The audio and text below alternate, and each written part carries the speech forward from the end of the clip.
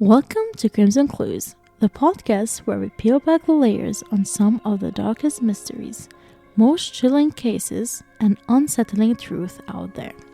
I'm Andy, your guide through the shadowy stories. Here, we dive into the tale that lingers, haunt, and raise questions we may never truly answer. Each episode, we piece together clues, examine every strange detail, and leave no stone unturned. But beware, not everything we find is easy to understand, and sometimes the truth is stranger than fiction. So, if you're ready to go down to this rabbit hole with me, let's just get started. Before he became known as a Milwaukee cannibal, before the chilling photos, the grisly murders, and the headlines that will haunt a nation, there was just a boy named Jeffrey Dahmer. Like so many serial killers, the story doesn't start with a monster. It starts with a man, or in his case, a child behind it all. Jeffrey Lionel Dahmer was born on May 21, 1960, in Milwaukee, Wisconsin, to Lionel and Joyce Dahmer. On the surface, he was just another child, another family in Siberia. But scratch a little deeper, and you'll see that this was just the beginning of a long and twisted journey that will take the world by storm. But how does someone like Jeffrey Dahmer came to be? What were the moments, the events, the little pieces that led him down to such a dark path? So let's go back to his early years, to his childhood, when things seemed normal on the outside. Jeffrey's parents were both educated. His father worked as a chemist and his mother was like a homemaker. At first glance, it seems like a typical American family, but like many cases of true crime, things weren't just as perfect as they appeared. Jeffrey's childhood was marked by instability. His parents fought often. In fact, it wasn't long before their relationship fell apart. His father, Lionel, was distant, often preoccupied by his work, while his mother, Joyce, struggled with her own mental health issues, battling depression and often withdrawing into herself. For Jeffrey, the chaos at home wasn't something he could ignore. Now imagine being a young child caught between two parents whose marriage is crumbling. But it gets darker. From an early age, Jeffrey showed signs of what would later be recognized as a disturbing obsession with death. At the age of 4, he was reportedly fascinated by animal corpses, finding dead animals by the roadside and taking them home, dissecting them with morbid curiosity. This wasn't a typical childhood fascination. This was something different. This was indeed something different, and it didn't stop with animals. By the time Jeffrey was in elementary school, his classmates began noticing something off about him. He wasn't just a shy kid, he was an isolated one, someone who kept to himself. But beneath that quiet demeanor, there were hints of something darker. At school, he was often teased and bullied, which only deepened his feeling of alienation. Some reports even say that he was seen walking through the hallways, muttering to himself, sometimes laughing inappropriately at the wrong moment.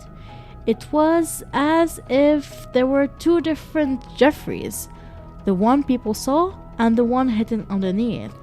And by the time Jeffrey was 12, something changed. That innocent, childlike curiosity about death began to morph into something much more sinister. He became obsessed with the idea of bones, and by this age, his fascination with them was no longer just about scientific nature of the world. It was something more personal, more dangerous, and he would collect animal bones, and later, when he was old enough to drive, he would even stop at roadkills to collect remains, first small, then bigger. This marked the point where his obsession began to evolve. By his teenage years, Jeffrey's one small private world was no longer enough. The need for control, for power, began to intensify. But what was happening inside his mind? Was there something in his past, in his family life, that contributed to his unraveling? It's important to understand that Jeffrey's parents had already begun to unravel themselves. His father, Lionel, has tried to be a good parent, but his emotional distance and long hour at work kept him out of the pictures. Joyce, on the other hand, was emotionally unstable, and there were reports of her using prescription medicines and even alcohol to cope with her own struggles. She had been the first to notice something was off with Jeffrey. His lack of emotional connection, his withdrawal, his obsession with death, but she seemed to ignore it. She wasn't equipped to help him, neither was Lionel. In many ways, the lack of stability in Dahmer's household set the stage for Jeffrey's mental unraveling. As Jeffrey hit his teenage years, his fantasy grew darker.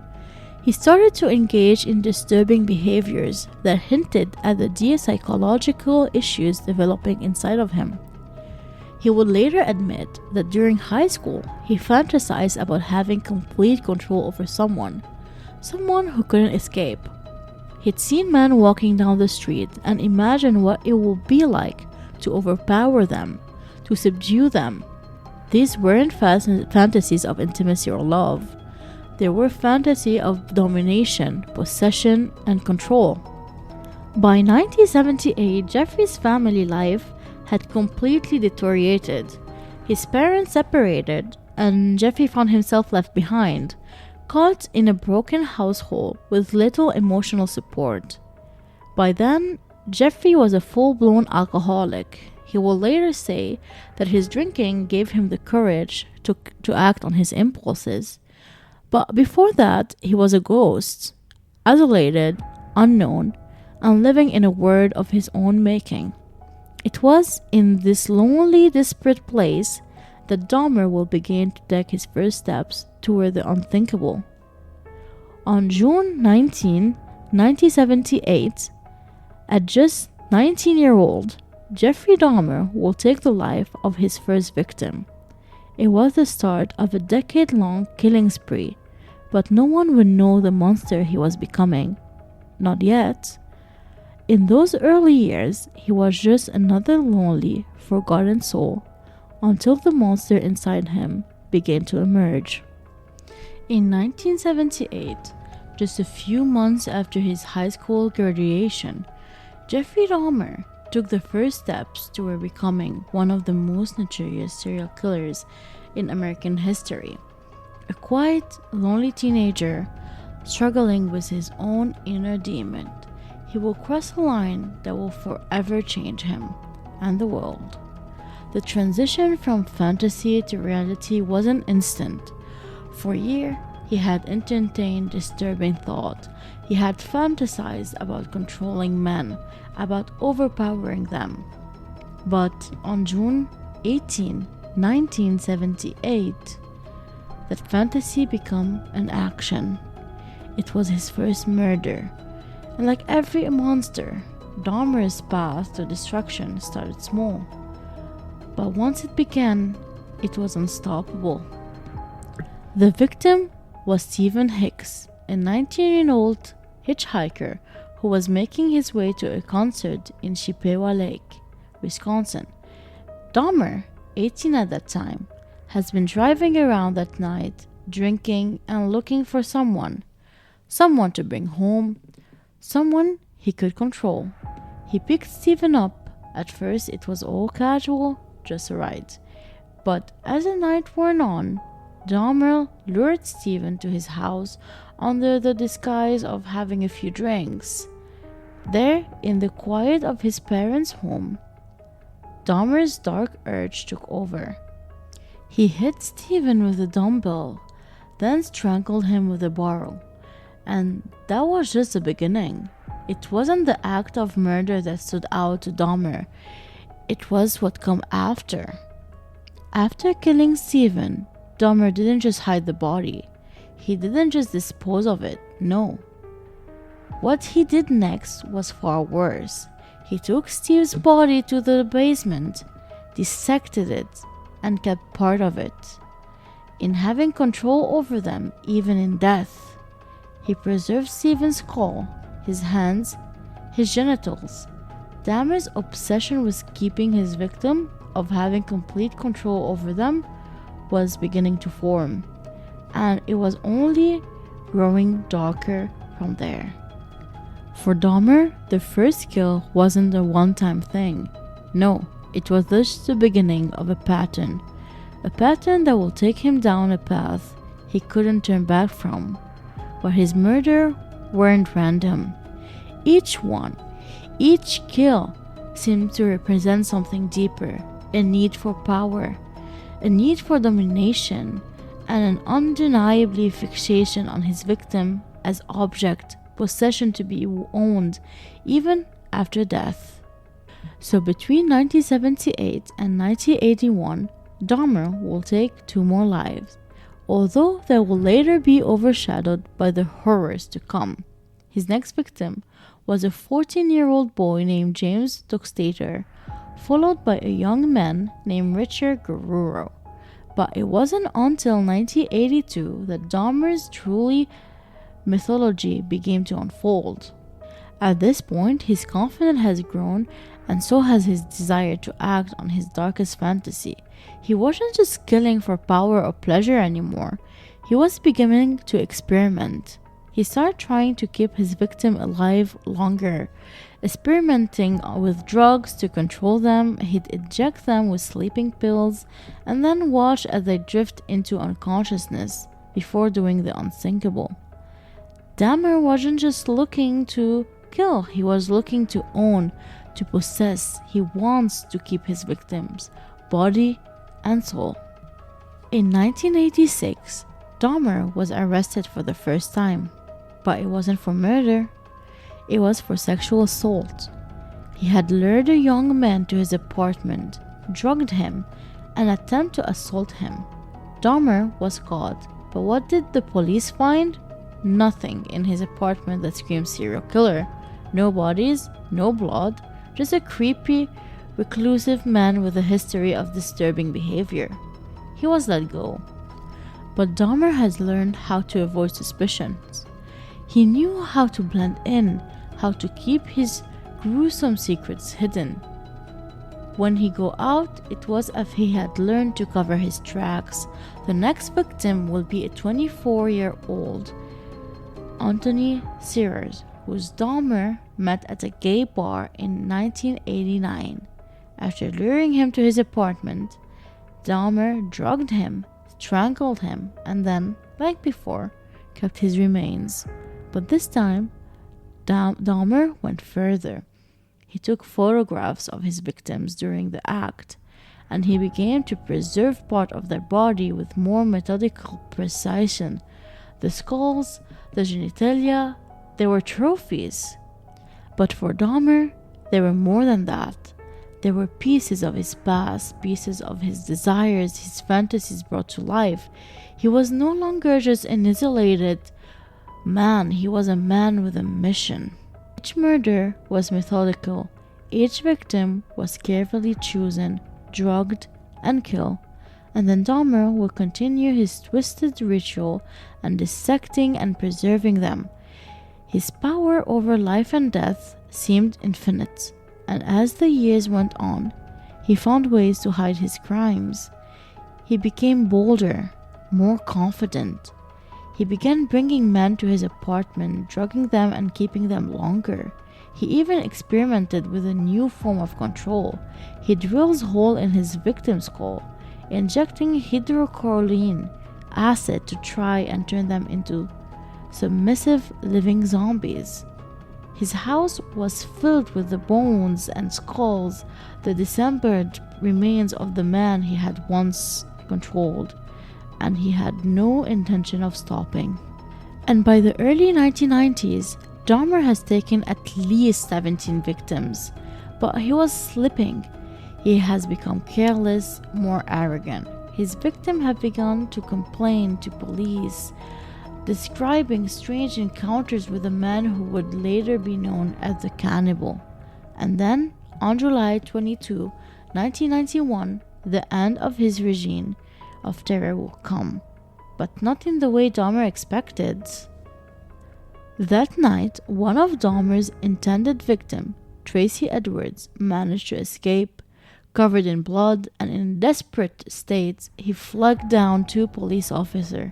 He told them he had been held captive, that Dahmer had tried to kill him. The officer went back to Dahmer's apartment, not expecting to find anything, but what they will find shocked the world. Let's go back to Tracy Edward. Tracy was a man looking for an escape, but not the kind that will save his life. No, he was looking for an escape from the dullness of his life. He had been to bars before, met people before, but this time things felt different. He had no idea that when he stepped into the apartment of Jeffrey Dahmer, he would be walking into the jaw of a nightmare. It was a warm evening on July 22, 1991, when Tracy Edward, a 32-year-old man, crossed paths with Jeffrey Dahmer. The two met at a gay bar in downtown Milwaukee, when Dahmer was well known for his quiet, somewhat awkward demeanor. He was unlike the others, often sitting alone, nursing his drink, waiting for a man to talk to him. Tracy didn't know it, but this chance encounter was a part of Dahmer's plan, his patterns. Dahmer wasn't like the others at the bar. He didn't seem to care much about getting noticed, but once Tracy came into the picture, it was clear that this time Dahmer was on a mission. He invited Tracy back to his apartment, telling him they could hang out and have a good time. The offer sounds harmless enough, just another quiet night with a stranger. Tracy's a bit drunk and perhaps a little too trusting. Agreed? The two of them left the bar together, heading toward Dahmer's apartment complex. As they entered the apartment, Tracy immediately noticed something unsettling about the entire place. The smell. There was something about it. A musty, damp smell lingered in the air. But it wasn't enough to make him suspicious. They sat down and started talking, casual banter at first, but something felt wrong. It wasn't long before Dahmer started to make his move. Without any warnings, Dahmer asked Tracy to pose for some photograph. He said it was for his personal collection, a hobby of sort. Tracy felt more confused and scared, agreed. But as he was getting up to move, Dahmer made his first real mistake. He said he wanted to take some special pictures, one that involved a more intimate setting. He asked Tracy to take off his shirt, which, in hindsight, should have been the red flag. But Tracy went along with it. What was he supposed to do? He didn't want to offend Dahmer, especially since he was just being polite. But as soon as Tracy has his shirt off, Dahmer's mood shifted. His eyes darkened, and he quickly grabbed Tracy's wrist, pulling him toward the bed. Panic slowly began to creep into Tracy's mind. Dahmer's grip tightened, but he was still quiet, almost calculating. He told Tracy that he wanted to take a few pictures, but it wasn't about the photos anymore. It was about control. Dahmer's handcuff clicked, locking around Tracy's wrist. Panic set in, and that was when Tracy finally started to feel the weight of the situation. Dahmer wasn't just playing games. He wasn't just some awkward dude looking for companionship. Dahmer was a predator, and Tracy was the prey. At first, Tracy thought it was just an attempt at some weird fetish or twisted form of roleplay. But as Dahmer led him deeper into the apartment, things started to make sense. This wasn't just about one night stand or drinks or even sex. It was something darker, something far more sinister. Dahmer led Tracy to a chair where he ordered him to sit, and then he began talking about his zombies fantasy. He said that he wanted to turn people into zombies, his idea of a total control. He wanted to drill into their skull, inject their brain with chemicals, and turn them into mindless slaves. It was surreal. And that's when Tracy realized how deep into this nightmare he had fallen. Dahmer showed Tracy the photo, Polaroids, some of which feature men, their face contorted in pain. They were the men Dahmer had killed, or so he claimed. The photos were grim, reminders of what was to come if Tracy didn't find a way out. But just as quickly as the air turned cold, Tracy saw an opening, a chance to escape. As Dahmer's back was turned, either from a moment of distraction or overconfidence, Tracy took the risk. He struggled against the handcuffs. Dahmer had been careless, leaving them slightly loosened, and in that moment, Tracy made the decision that would save his life. With a surge of adrenaline, he told Dahmer that he needed to use the bathroom. Dahmer, perhaps thinking it was just another moment to regain control, agreed. He unclipped the handcuff, giving Tracy just enough freedom to make his move. Tracy bolted. He ran from Dahmer's apartment like a man obsessed or possessed. But it wasn't just fear driving him in, it was sheer survival. He ran out of the building, past neighbors who had no idea what was happening, until he reached the street. He saw 2 police officers nearby and ran straight to them, gasping for air. He screamed for help. "He's going to kill me," Tracy said, his voice filled with panic. "He's crazy. He got bodies in there." The officer heard the desperation in his voice, quickly responded. Tracy led them back to the apartment, but even as they approached, they couldn't imagine what they were about to discover. When they stepped inside, the horror becomes real. At first, the officers didn't know what to expect. They thought it might be a domestic disturbance or an assault. But then, the smell hit them. A nausea strength, like decay, like death. The walls were adorned with photographs of Dahmer's victim, men who were posed in various compromising positions. It was the refrigerator that truly stopped the officer in their track. Inside, Dahmer's grisly collection was revealed. Body parts, limbs, heads, all carefully preserved, a disturbing trophy of Dahmer's twisted mind. Dahmer, who had been calm and collected up until that moment, was arrested without much resistance. He didn't fight back. He didn't scream. In fact, he seemed almost relieved. He simply told the officer, "You know, there are more of them in there. I've done it for years."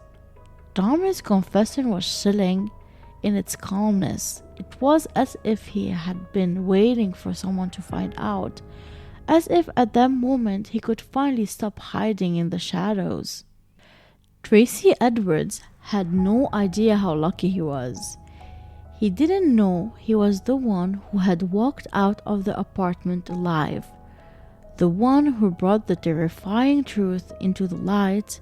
He didn't know that his courage would lead to the end of one of the most horrific killing sprees in American history. So when Jeffrey Dahmer's crimes were uncovered, the media exploded. This wasn't just another serial killer. No, this was something else entirely. The gruesome details, his strange behavior, the horror inside his apartment, the sheer scale of this violence captured the collective attention of the nation. But it wasn't just the crime that shocked everyone, it was the person behind them. The story of Jeffrey Dahmer became speculate, with new outlets covering every gruesome discovery, every chilling confession, and every piece of evidence. The first reports began circulating on July 22, 1991, just hours after Tracy's Edward escape, and as Dahmer's unfolding was far beyond anyone's comprehension. For many, this was the face of evil, but for others, it was the face of a quiet, seemingly ordinary man, someone who had lived among them, someone who many of them had seen at the local bars and even on the street. Jeffrey Dahmer wasn't just a masked monster from the movie. He was real, and the fact terrified the public. The media couldn't get enough of Dahmer. It didn't take long for reporters to swarm around the apartment complex, desperate to gather every piece of information they could. News outlets began to dissect every detail of his life. They interviewed neighbors who described Dahmer as quiet, unassuming, even friendly. Some recall him as a normal guy, while others spoke of his strange habit. But those who were close to him, a few co-workers, former lovers, began to speak out about the bizarre behavior they had witnessed over the years. In a shocking discovery, police has uncovered human remains, with evidence linking suspect Jeffrey Dahmer to the disappearance of at least 17 men. Authorities are currently piecing together the chilling details of the crime that had left Milwaukee in fear. That was the media outlet that was covering Dahmer's story like it was the final of a horror film, a twisted, real-life thriller. The gruesome image of his apartment, the body parts that were preserved in the refrigerator, the horrifying description of his murders, everything became fodder for headlines. For the public, this was not just about the crime themselves, but about the very nature of evil. How could someone so seemingly ordinary commit such unspeakable acts? How could someone so quiet, so polite, possibly do something like this? Did we miss the warning signs? That was the media host. The media frenzy was all-consuming. The public was horrified, fantasized, and repulsed in equal measure. Dahmer became a household name. His crimes were splashed across the front page of newspapers. His face flashed on every TV screen. But what made it all more so chilling was the sense that Dahmer had lived among them, just another ordinary man, blending in the crowds. Every day, new revelations were made. In one shocking development, police found out that Dahmer had taken photographs of his victim. The photographs were gruesome stage photos that depict them in various disturbing positions.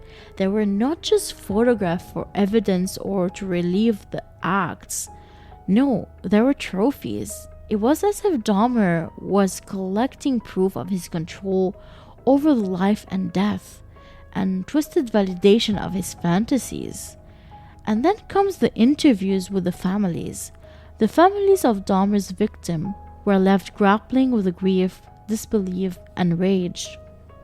Their sons, brothers, and father had been taken away from them in the most horrific way. The public watched in horror as this family shared their pain, and the media echoed their agony. They all want answers. How could someone be capable of such evil? How had no one seen the signs before? And perhaps more chilling of it all, how had Dahmer been able to live so freely without anyone truly suspecting the depths of his depravity? Here's one quote of one family member. "I had no idea he could be capable of something like this. My son, he didn't deserve it." As you hear, that's what the family will be saying. But for many, the most chilling aspect of the case was Dahmer himself. The media and the public wanted to understand what drove him, what made him tick. Dahmer was being portrayed as both a monster and a victim, a product of childhood trauma and mental illness. People began to question, was Dahmer born evil, or was he shaped by the forces around him? Was he truly insane, or did he simply hide it in plain sight, playing the role of an ordinary man, all while harboring the darkest desires? The media portrayed Dahmer as a man who had been shaped by years of rejection, loneliness, and a distorted sense of self. He was shown as a troubled man who had been abandoned by his family and society, leading to descent into madness. But was that truly the case? Was Dahmer simply a victim of his circumstances, or was he something far darker? And while the public was grappling with these questions, The media was also dissecting his family's role in all of this. The spotlight quickly shifted to Dahmer's parents. They were thrown into the limelight, forced to answer for their son's action. The shock and disbelief were palpable. How could Joyce and Lionel Dahmer had raised a child capable of such horrific acts? How had they missed the sign of their son's monstrous tendencies? Jeffrey's parents were devastated by the news. His mother, Joyce, had been estranged from him for years, but she was still heartbroken. She spoke publicly about her shock, about the feeling of guilt and confusion she was grappling with. She was asked time and time again whether she had known anything about her son's action. She insisted that she had no idea, that she had never suspected him of being capable of such violence. But as the media looked deeper into his past, the question of neglect and parental responsibility lingered. His mother actually said, "I never could have imagined this. How could I? He was my son." So Joyce's statements were met with skepticism. How could she had not known?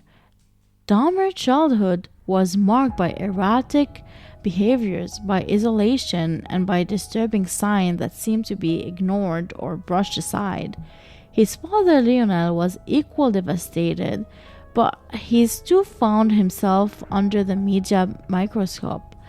Lionel spoke publicly about his son's troubled childhood and about his own strained relationship with Jeffrey. He acknowledged that Jeffrey has an history of issues, but again insisted he has no idea about the extent of his son's actions. But behind the media circus, though, was the reality of two parents who have been torn apart by the horror of what their son had done. The question of parental guilt hung over them, but for them, there was no closure. How could there be, when the truth was so incomprehensible? As the media coverage continues, Dahmer's stories become a nationwide obsession. His trial loomed on the horizon, and people were desperate for answer. Was Dahmer insane? Was he a monster born of trauma, or was he simply an opportunistic who have been taken advantage of a world that turned a blind eye? And then, in the public mind, the horrifying question that lingers along after the cameras left Dahmer's apartment: how many other were they? How many more men had Jeffrey Dahmer hurt, or worse, killed, and got away with it for far too long? So I do have a question for you. Have you ever wondered what makes someone capable of committing such unspeakable act? What drives a person to not just kill, but to take it further? To dismember, to manipulate, to violate? As we dip deeper into Jeffrey Dahmer's mind, it becomes clear that the line between normality and horror isn't as thin as we once thought. What was it about Dahmer's past, his psyche, that turned him into one of the most infamous serial killers in American history? And most chilling of it all, was he born this way, or did someone, push him to become this monster? Dahmer's crime and his behavior, and his eerie calmness in the face of such brutality, these things suggest a mind that operates in a complete different world, a world where boundaries and mortality has no place. So let's take a look at his psychological profile of Jeffrey Dahmer, the man behind the crime, a man who, on the surface, appears so ordinary, but behind it all was a predator. So, from experts who have studied Dahmer's case, often point to a combination of childhood trauma, mental illness, and unchecked desire to lead him to kill. From the beginning, Dahmer showed signs of deep-seated issues. It started in childhood, where his behavior was already beginning to deviate from what was considered normal. But it wasn't always this way. As a child, he was described as a shy, socially awkward, and introverted. His parents, while loving at times, were distant in other ways, and this emotional neglect, it will later become a key part of his psyche. He grew up in a home where his parents were constantly arguing. His father, Leonard Dahmer, a chemist, was often absent constantly due to work, and his mother, Joyce, struggled with mental health issues of her own. Both parents had their own deep issues, and this neglect, emotional and psychological, was the soul in which Dahmer's darkest tendency began to grow. Dahmer's behavior first began to shift when he was just a young child, around the age of 10 or 11. He developed an obsession with dead animals. He would collect roadkills, dissect them, and even preserve part of them. Now, to the average person, this would sound like a red flag. A young boy who is fascinated by death. But for Dahmer, it was the beginning of an all-consuming desire to control death, to understand it, and eventually to become the one who held life and death in his hands. So experts believe that this fascination with death and the idea of control was rooted in the powerlessness Dahmer felt as a child. He was rejected by his peers, and when he was abandoned emotionally by his family, this powerlessness morphed into rage, but instead of just lashing out, he internalized this anger. He buried deep down inside him, and when it finally emerged, it came out as something far more sinister than anyone could have anticipated. So as Dahmer entered his teenage years, his isolation grew. He struggled with his sexual identity, feeling confused and rejected. He had an intense need for control over his surroundings, and it's believed that his desire for control became one of the main motives for his crimes. He was looking for a way to capture his victim, to make them his forever, and to create a world where he was the one in charge. Psychologists have speculated that Dahmer's motives were complex. It wasn't just about the thrill of murder or the joys of taking a life. No, for Dahmer, the kill were a way to deal with his intense feeling of inequality, loneliness, and rejection. He wants to feel power over the victim who had rejected him in the past, and perhaps over the world that had always made him feel so insignificant. He wanted to trap them, not just physically, but psychologically. He wanted to make sure they will never leave him. So we could all agree on that one of the most chilling aspects of Dahmer's psychologically was his need to keep his victim alive in his own twisted ways. He didn't just want to kill them, he wanted to control them even after death. He went to great lengths to preserve their body, using chemicals, refrigerating them, and even keeping their skulls and bone as souvenirs. The need to control life and death wasn't just about the act itself. It was about the power he derived from it. For Dahmer, the act of murder was only a part of the equation. The other part? The desire for companionship. In some cases, his killing were the attempt to creating a perfect partner, someone who would never leave him. His desire for control didn't just stop at death. He wanted the victims to stay with him forever. This is where his chilling obsession with necrophilia came in. Dahmer wasn't simply murdering his victim. He was trying to create a twisted bond with them, to make them his in every sense of the world. But the questions still remain. What was the trigger? Why did Dahmer, who had been so shy, so quiet, go on this horrifying killing spree? Some experts point to this culminating of years of neglect, loneliness, and rejection. Others argue that Dahmer's psychological makeup, perhaps even a genetical predisposition, played a major role. But ultimately, it's clear that Dahmer didn't just snap. No, he had been slowly building up to this point for years. His troubled childhood, his mental health issues, and his unresolved sexual desires all fed into the monster that he would become. So at the heart of it all was this deep-seated loneliness and his need for control.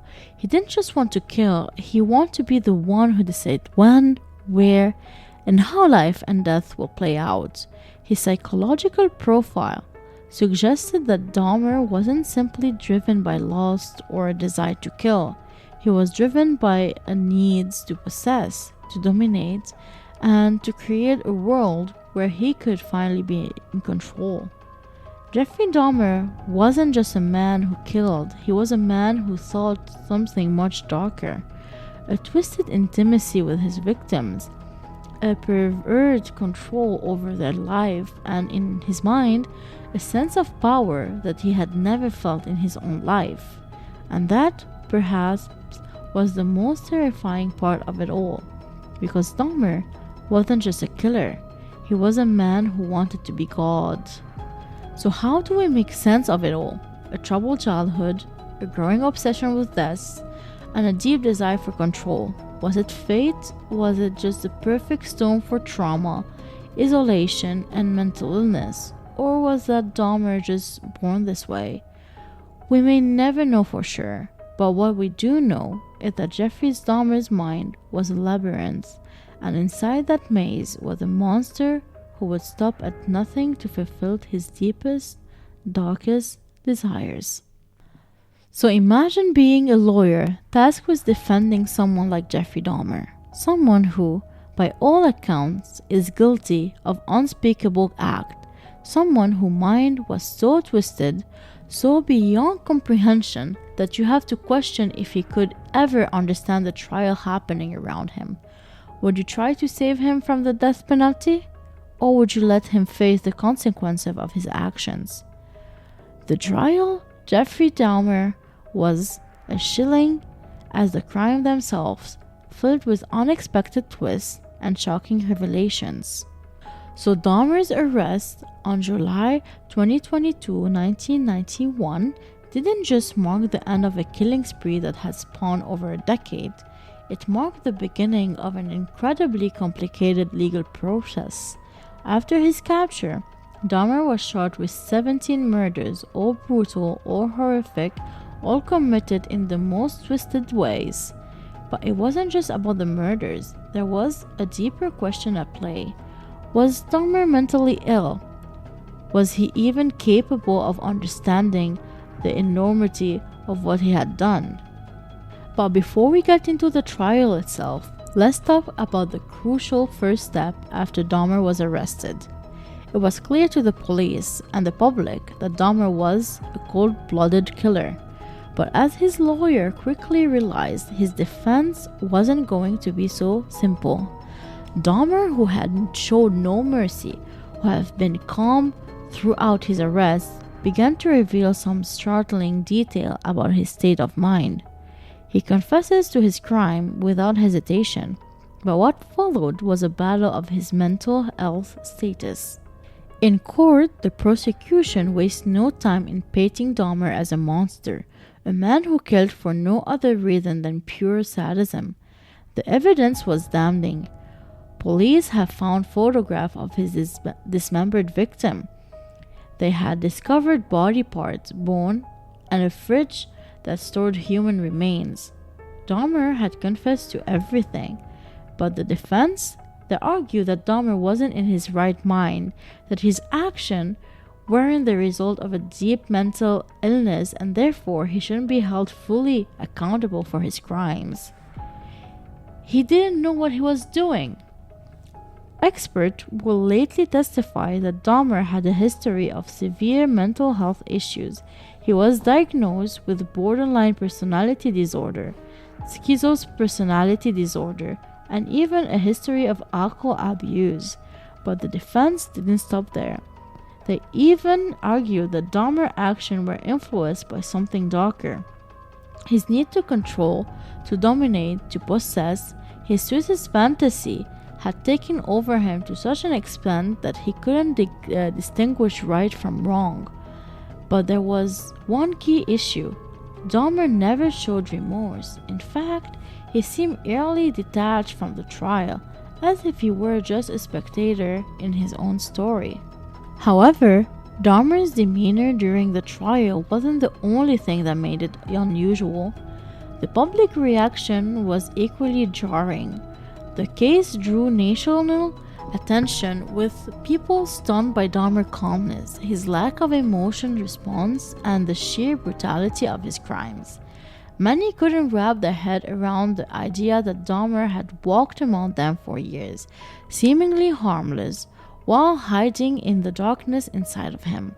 As the trial continues, Dahmer's strange behavior, his blank stares, his almost disinterested tone, seemed to confirm the idea that this was a man lost in his own mind. As the day wore on, Dahmer's fate began to solidify. It became clear that the defense will argue insanity, trying to avoid the death penalty. But how could they possibly make that case? Dahmer had been able to function in society. He had been able to hold down jobs, make friends, and even appear normal in his interactions with others. He wasn't some incoherent, deranged lunatic. He was calm, methodical, and incredibly calculating. And his victim? They were not just random. They were selected, stalked, lurked, and murdered with cold precision. Insanity? It seemed like a stretch. But there was another factor at play. Dahmer's own confession. He confessed everything with chilling details. He described the killings without flinching, almost as if he were recounting an ordinary event.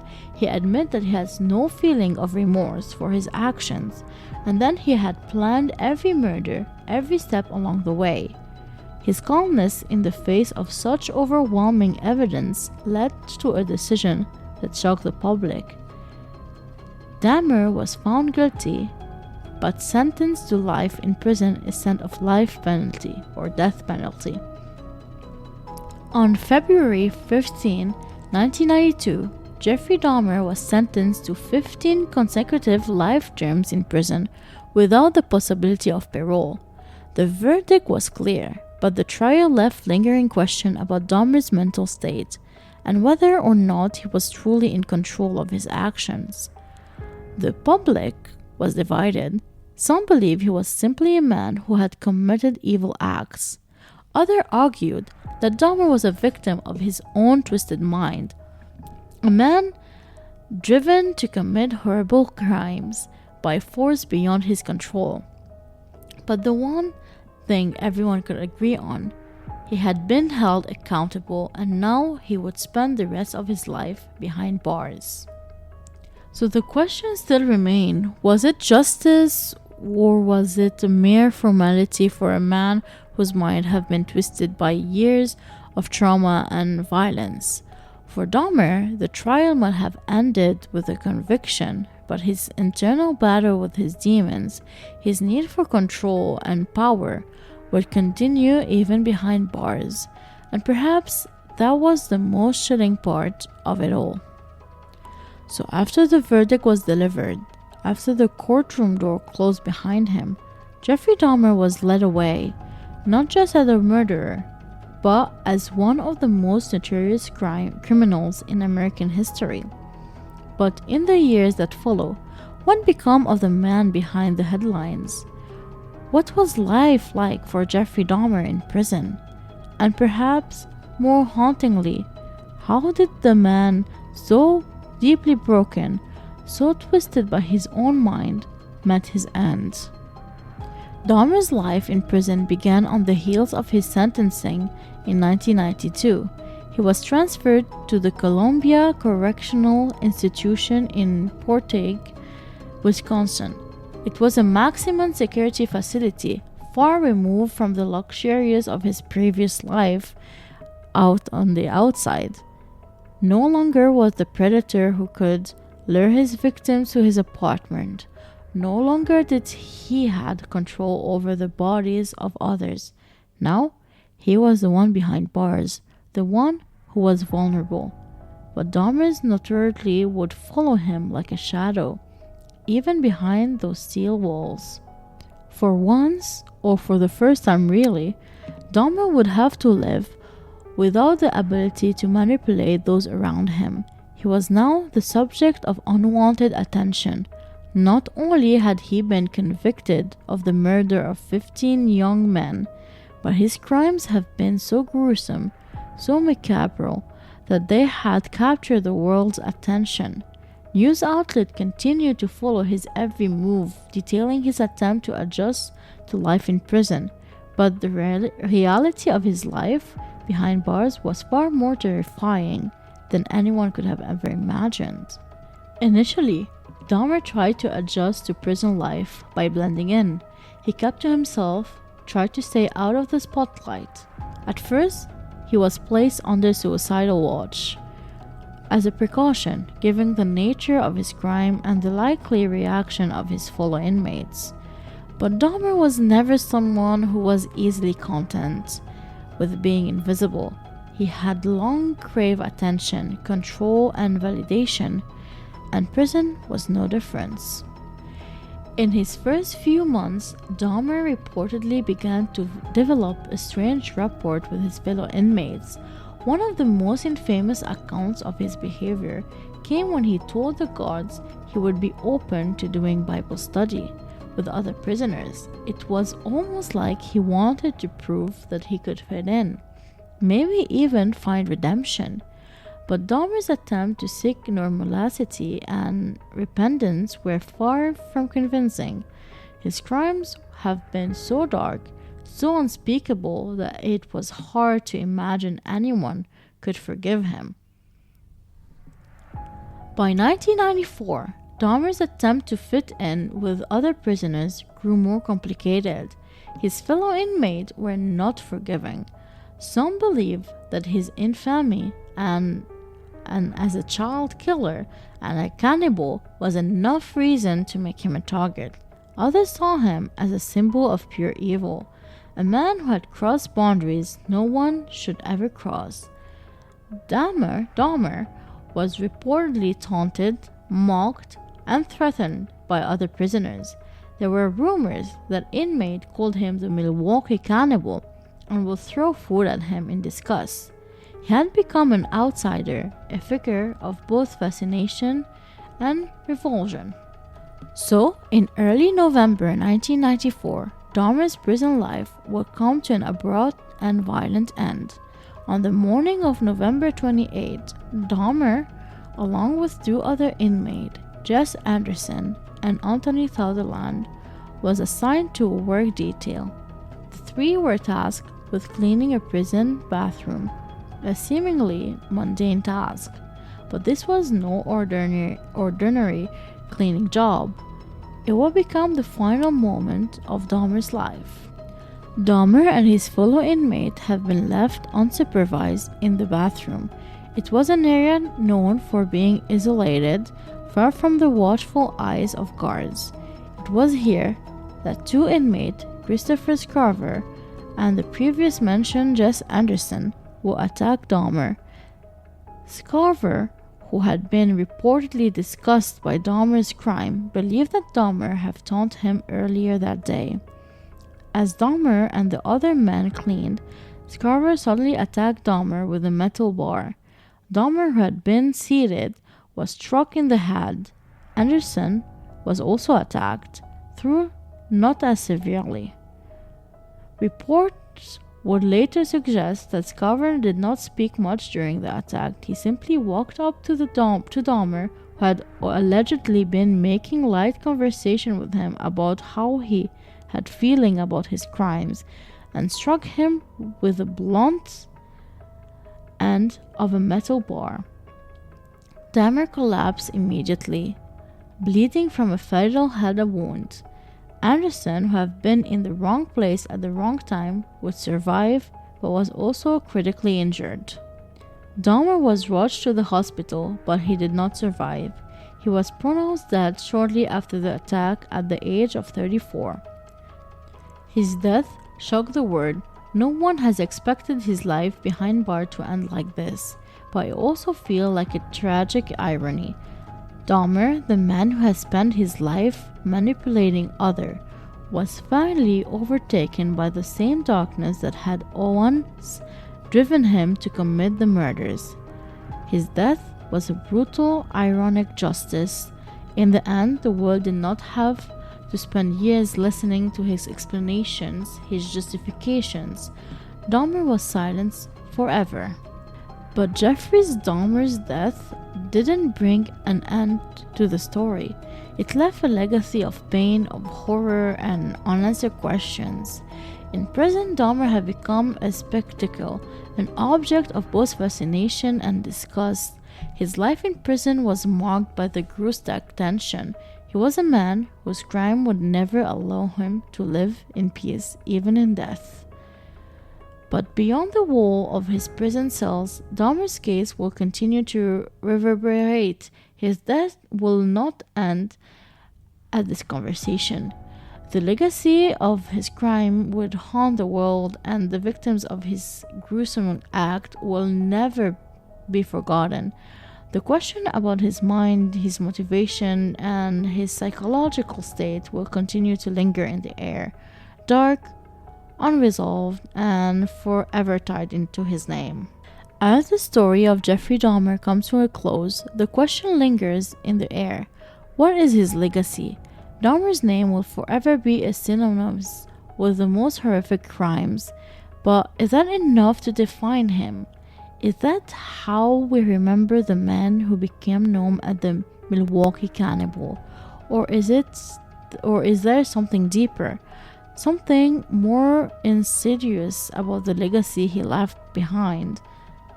On one hand, Dahmer's legacy is sealed by the sheer brutality of his crimes.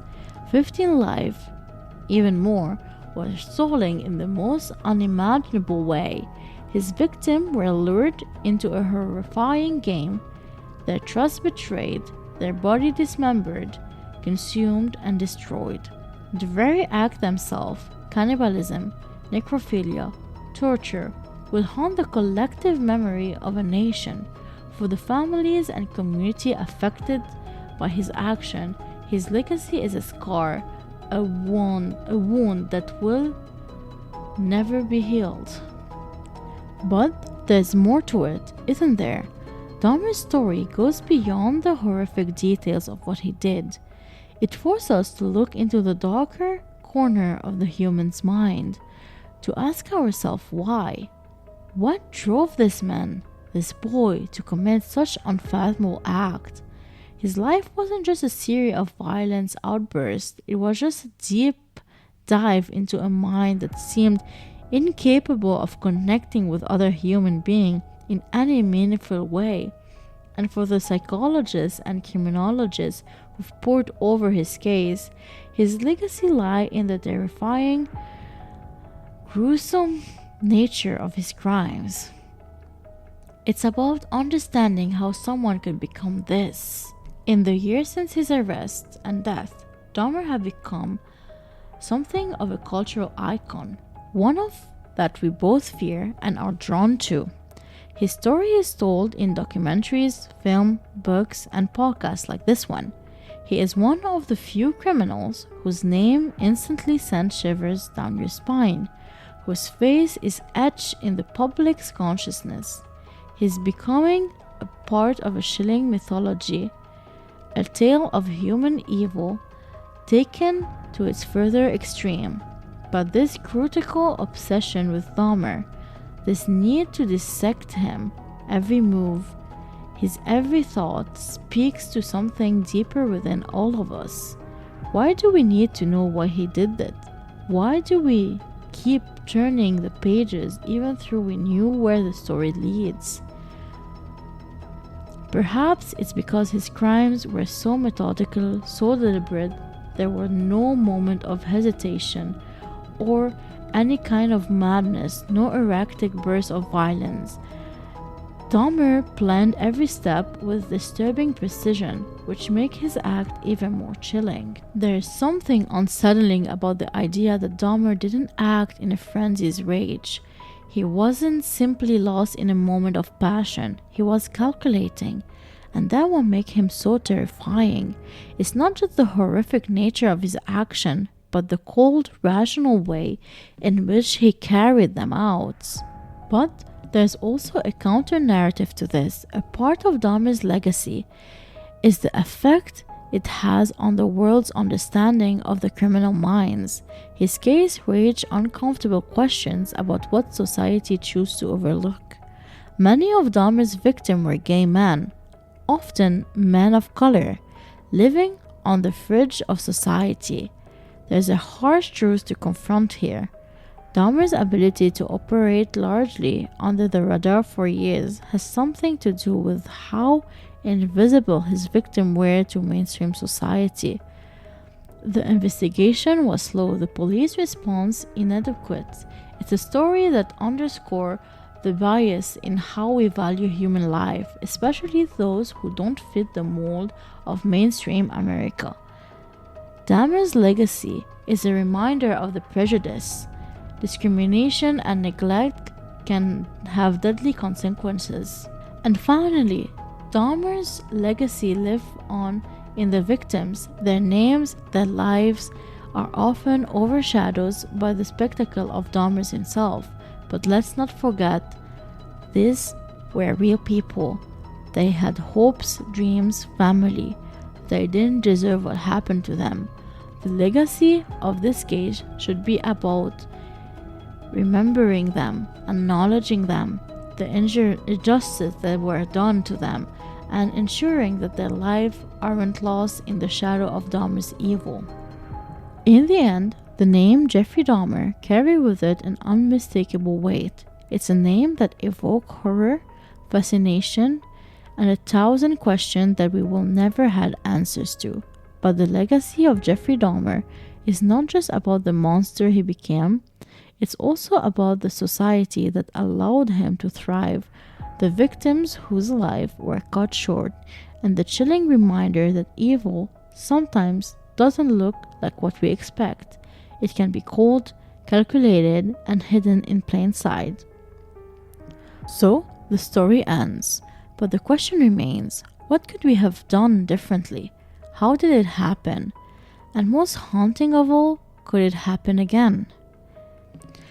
That's all for today's episode for Crimson Clues. Remember, not every mystery is meant to be solved in one setting, but we hope this deep dive into Dahmer's case have left you with more questions than answers, and a new perspective on the legacy of one of the most notorious figures in the murder history. And that's it for today's case. Here on Crimson Clues, we confront the mysteries that doesn't easily go away. Stories that stay with us, make us wonder what else is out there, lurking in the shadows. If you enjoyed this episode, don't forget to subscribe for more cases that keep you up on the edge of your seat. Thank you for listening, and until next time, stay curious, stay cautious, and remember, sometimes the scariest stories are the ones that could be real.